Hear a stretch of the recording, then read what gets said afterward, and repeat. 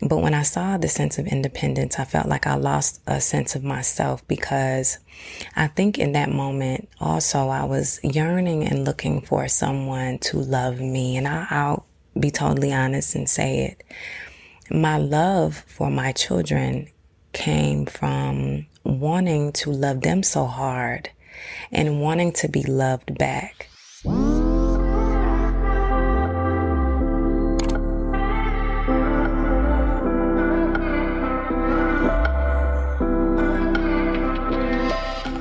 Yesterday, I took a moment to digress on some things. We're coming off of Mother's Day holiday, and I just began to write. Writing for me is like secondhand. I have to kind of get it out.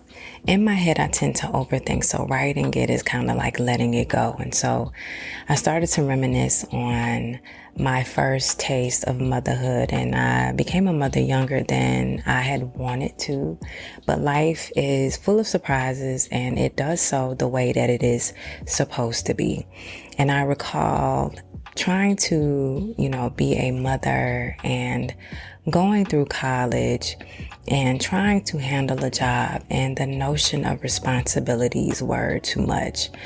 And I also remember just being afraid that sitting in the capacity of yesterday, literally like being a child, and today having to throw all of my responsibility into adulthood and being the overseer of a little person. It was a lot. It was a lot. It was a lot of pressure compounded. And I often question, if I was able to navigate the way that I should have. It's funny to me that for many women, we have references of mothers through our own mothers and through our aunts and through our grandmothers. We have the prime example of how the inner workings of motherhood work, and how we love, and how we, give the duty of responsibility, how we put our best foot forward and do what it is required for us to do to be the best mom ever. But I'll be honest that there were many times that I just didn't get it right. I'll be honest and say this as well. There were times that I, in my younger years, showed up toxic, and now I know it in my older years. There was a place and a point where I would tell my boys to not cry, because boys don't cry. And they were so easy to be agitated, and they would cry among each other, and I would quickly tell them to hush it up. And I realized as I had gotten older, my boys had gotten older, that I had really set a precedence for them to cut themselves off and become non-emotional. And I remember having the moment where one of my boys, there was something wrong. I can't remember. And he began to cry, and he was waiting on me. He hit himself. He hit himself to cry, and he was waiting on me to shut him off. And I came to him and I said, I may have told you then that you shouldn't cry, but I was wrong for that. And I allowed him to cry, and we talked about it. And it was in that moment where he opened up and he expressed himself. It was something going on with school. Now that I'm thinking about it, I can recall it. And there was something bothering him.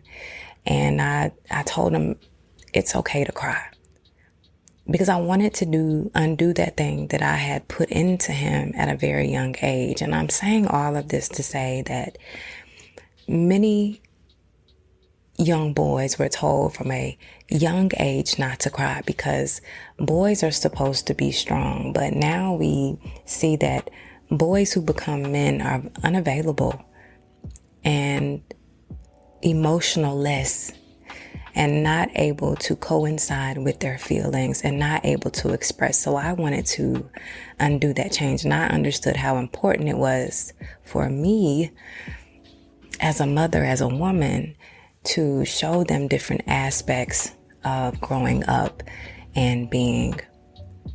I will say this in motherhood to my boys. There was a point where in their growing, they didn't need me anymore. And I became sad. One by one, they began to fall off from this love that they had for their mama. All three of them were very close to me at a point where they wouldn't leave my side, and boys love their mamas. But when I saw the sense of independence, I felt like I lost a sense of myself, because I think in that moment also I was yearning and looking for someone to love me. And I'll be totally honest and say it. My love for my children came from wanting to love them so hard and wanting to be loved back. And that was the aha moment when it set into me, and I realized that I was doing more damage than I was doing good. And I mentioned that and bring that up because there are so many mothers out there who are being that way with their children, with their boys especially, not recognizing and understanding that they are treating their sons, in a sense, bringing them up and showering them and loving them so hard, replacing them with broken parts of themselves. The moment my children began to become independent and I felt that I was suffering from the lack of attention that they used to give me, asking me questions and, Mama, can you do this? And Mama, can we do this? And that sense of all of that was gone. I realized how much I had clinged to this notion of my children wanting to always be available for me. That was one of the moments that I digressed on yesterday in my thinking. And lastly, going back to not knowing the counterparts of being a mother, but surely establishing and putting my footing in being a mother, I realized that even with self-doubt, even with not understanding how life will move or what life will give me, I was already prepared. I'll tell you something that's really funny. So I've always been squeamish. The sight of blood, the sight of anything is disgusting to me. And there was, in children, and especially boys, who are very rough, they'll jump off of anything. They feel like they can fly. And I remember being Dr. Mama the first time my two boys, who are 16 months apart, decided that they, wanted to be acrobats and fell off the bunk beds. And there was blood everywhere. And it's so funny that in an instant, I forgot all about that. And even going back to that, wiping snot off of their noses. We get in a rush and we just gonna take that hand and we're gonna wipe it off. All of that subsides. It's amazing to me that in those moments we don't think, we just move. And when we see our babies feeling sick, it's like we just know what to do. I think what's more amazing is when our children were babies and we know the I'm wet cry from the I'm sleepy cry to the I'm sick cry. It's amazing that we know the differences between the three, and my husband knew none of that. So it was me picking my children up and knowing they're ready to go to sleep or they're hungry. I mean, it's a sense of beauty in becoming a mother that is so outstanding.